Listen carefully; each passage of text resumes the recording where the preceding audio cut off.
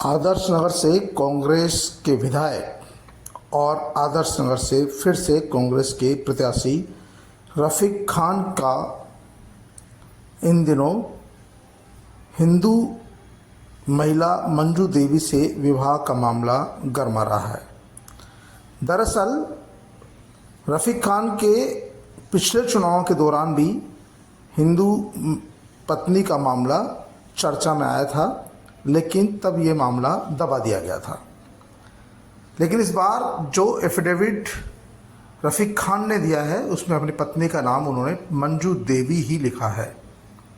लेकिन पिछली बार जब ये चर्चा में आया था तो उन्होंने कहा था कि कहीं ये मिसप्रिंट हो गया है और उनकी धर्मपत्नी जो है मुस्लिम ही है। लेकिन पहली बार उन्होंने अपने एफिडेविट में इस बात का उल्लेख किया है कि उनकी पत्नी हिंदू ही है और उसका नाम मंजू देवी है।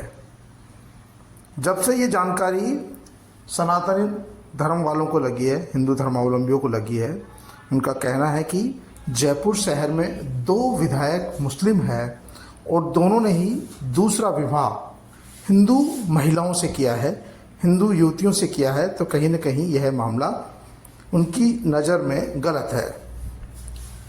क्या ये जो रफ़ीक खान ने शादी की है ये हिंदू रीति रिवाज से की है, क्या उनके ससुराल वालों की मर्जी से की है या कहीं किसी दबाव में की है? तमाम तरह के प्रश्न उठाए जा रहे हैं। हालांकि रफ़ीक खान की पत्नी ने अभी तक इन बातों का कोई जवाब नहीं दिया है।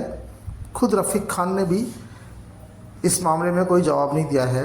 हालांकि आदर्श नगर से कुल 34 लोगों ने नामांकन के लिए आवेदन किया था, उनमें से 9 फॉर्म रिजेक्ट हो गए हैं। अब 21 उम्मीदवार चुनाव मैदान में हैं। आज कुछ लोग नाम वापस ले लेंगे, उसके बाद सही तस्वीर सामने आ सकेगी। लेकिन फिलहाल तो हिंदू संगठनों के निशाने पर रफ़ीक खान है, मौजूदा कांग्रेस के विधायक है। खास तौर पर सनातन अधिवक्ता मंच ने इसे मुद्दा बनाया है, हिंदू संगठनों में बजरंग दल, विश्व हिंदू परिषद ने मुद्दा बनाया है। और उनका कहना है कि जब कांग्रेस के विधायक खुद ही जानबूझकर हिंदू महिलाओं से दबाव बनाकर शादियां करेंगे तो ये लव जिहाद की ओर मामला बढ़ता हुआ नजर आ रहा है।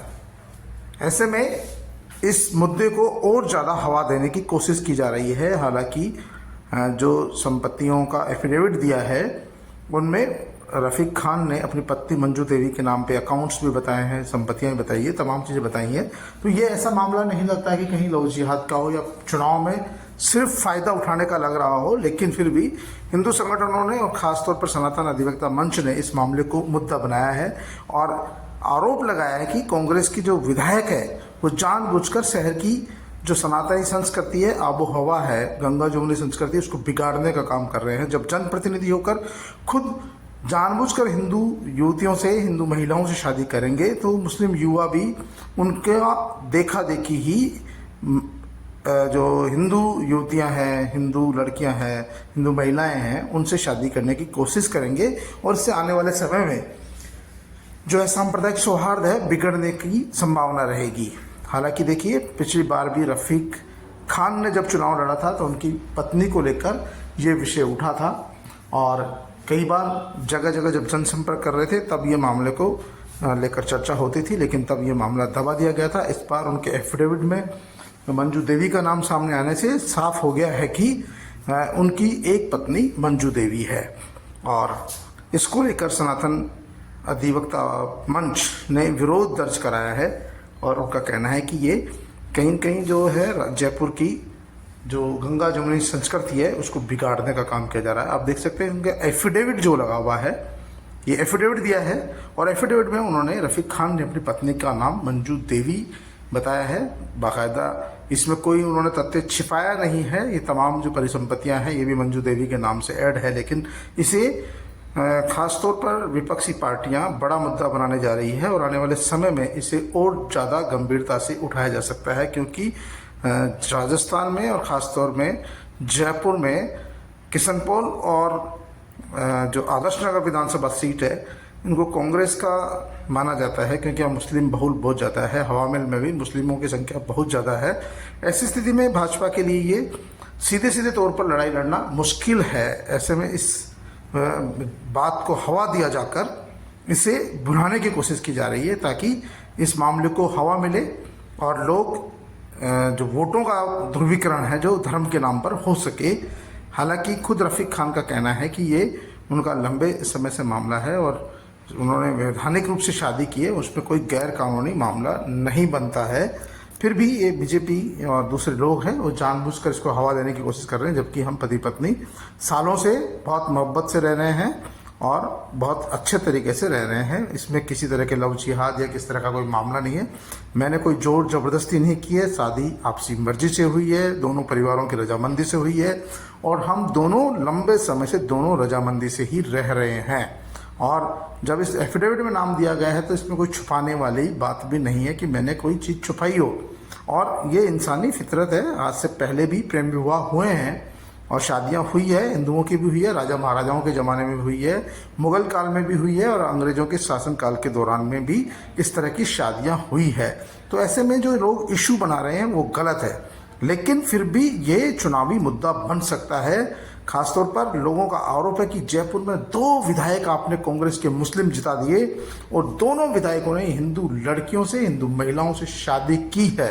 यानी ये लोग जानबूझकर जो मुस्लिम युवा हैं उनको लव जिहाद के लिए उकसा रहे हैं और मुस्लिम लड़कियों और मुस्लिम लड़कों को खासतौर पर हिंदू लड़कियों से शादी करने के लिए उकसा रहे हैं, ऐसा उनका आरोप है। हालांकि रफ़ीक खान ने इस मामले की निंदा की है। उनका कहना है कि उनका व्यक्तिगत मामला है, उन्होंने विवाह किया है, उन्होंने कोई गलत काम नहीं किया है और मुस्लिम होने के कारण वो 3 विवाह कर सकते हैं। उनका विवाह भी बिल्कुल कानूनी तौर पर वैध है, अवैध नहीं है। लेकिन कुछ लोग जानबूझ के चुनाव हारने के डर से इस तरह की बेवजह बातें उठा रहे हैं, जो कि सरासर गलत है। ये व्यक्तिगत स्वतंत्रता है, व्यक्तिगत स्वतंत्रता का मामला है। कौन व्यक्ति किसके साथ शादी कर रहा है, कौन व्यक्ति किसके साथ रह रहा है, इसमें कोई जोर जबरदस्ती नहीं है। और फिर भी किसी को कोई बात करनी है तो मुझसे बात करें, मेरी पत्नी से बात करें, वो इस बात का जवाब देगी कि क्या मैंने उनसे ज़बरदस्ती शादी की है।